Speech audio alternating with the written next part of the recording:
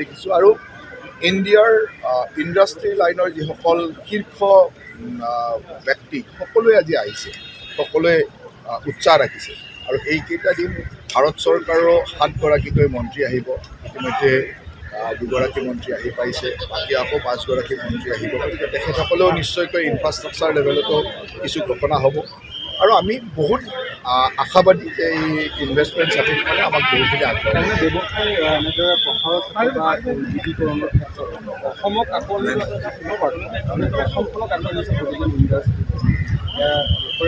ইয়াৰ কথাটো হ'ল যে অসমত যিটো পৰিৱেশ, যিটো শান্তিৰ পৰিৱেশ, যোৱা 10টা বছৰ প্ৰধানমন্ত্ৰী নৰেন্দ্ৰ মোদী ডাঙৰীয়াৰ নেতৃত্বত 2014 চনৰ পৰা ইখনৰ পিছত সিখনকৈ শান্তি চুক্তি হৈছে আৰু এটা সুন্দৰ পৰিৱেশ আহিছে। আজি অষ্ট্ৰেলিয়ান এম্বেচিয়ে ইয়াৰ অসমৰ ওপৰত থকা যি ৰেড জ'ন, সেই ৰেড জ'ন উঠাইছে। মই আশা ৰাখিছোঁ যে এই যে 61গৰাকী ৰাষ্ট্ৰদূত বা হেড অফ দ্য মিছন আহিছে, তেখেতসকলৰ এই ভ্ৰমণৰ পিছত সৰহভাগ ৰাষ্ট্ৰতে যি আমাৰ এডভাইজাৰী নিগেটিভ এডভাইজাৰী আছিল, এই নিগেটিভ এডভাইজাৰীখিনি উইড্ৰ হ'ব আৰু এইখিনি উইড্ৰ হোৱাৰ লগে লগে বিনিয়োগকাৰীসকলে, দেশ বিদেশৰ বিনিয়োগকাৰীসকলে নিশ্চয়কৈ সাহস পাইছে আৰু আমাৰ মাননীয় মুখ্যমন্ত্ৰী ডাঙৰীয়াৰ নেতৃত্বত ইজ অফ ডুইং বিজনেছ বা ছিংগল উইণ্ডো ক্লিয়াৰেঞ্চ যিটো আমি কৰিছোঁ, বিশেষকৈ আমাৰ ইণ্ডাষ্ট্ৰীৰ লিডাৰসকলে সেইটো এপ্ৰিচিয়েট কৰিছে। যিকোনো উদ্যোগপতি যদি আহি ইয়াত উদ্যোগ কৰিব খোজে, তেওঁলোকক আমি যিমান ছিংগল উইণ্ডো ক্লিয়াৰেঞ্চ কৰি যিমান সুবিধা একেলগে দিব পাৰে, চৰকাৰৰ ক'তো ৰঙা ফিটাৰ মেৰপেচ হ'বলৈ দিয়া নাই আৰু সেইটোৱে নিশ্চয়কৈ উদ্যোগপতিসকলে বিচাৰে।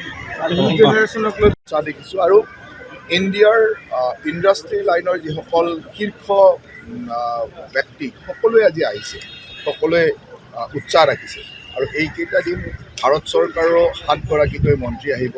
ইতিমধ্যে 2গৰাকী মন্ত্ৰী আহি পাইছে, বাকী আকৌ 5গৰাকী মন্ত্ৰী আহিব। গতিকে তেখেতসকলেও নিশ্চয়কৈ ইনফ্ৰাষ্ট্ৰাকচাৰ লেভেলতো কিছু ঘোষণা হ'ব আৰু আমি বহুত আশাবাদী যে এই ইনভেষ্টমেণ্ট চাৰ্টিফিকেটে আমাক বহুতখিনি আগবঢ়াব।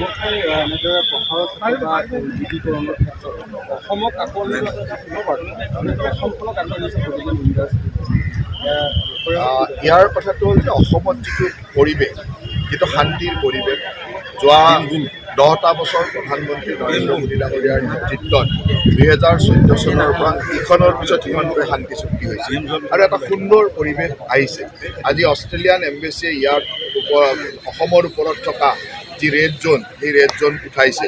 মই আশা ৰাখিছোঁ যে এই যে 61গৰাকী ৰাষ্ট্ৰদূত বা হেড অফ দ্য মিছন আহিছে, তেখেতসকলৰ এই ভ্ৰমণৰ পিছত সৰহভাগ ৰাষ্ট্ৰতে যি আমাৰ এডভাইজাৰী নিগেটিভ এডভাইজাৰী আছিল, এই নিগেটিভ এডভাইজাৰীখিনি উইড্ৰ হ'ব আৰু এইখিনি উইড্ৰ হোৱাৰ লগে লগে বিনিয়োগকাৰীসকলে, দেশ বিদেশৰ বিনিয়োগকাৰীসকলে নিশ্চয়কৈ সাহস পাইছে আৰু আমাৰ মাননীয় মুখ্যমন্ত্ৰী ডাঙৰীয়াৰ নেতৃত্বত ইজ অফ ডুইং বিজনেছ বা ছিংগল উইণ্ডো ক্লিয়াৰেঞ্চ যিটো আমি কৰিছোঁ, বিশেষকৈ আমাৰ ইণ্ডাষ্ট্ৰীৰ লিডাৰসকলে সেইটো এপ্ৰিচিয়েট কৰিছে।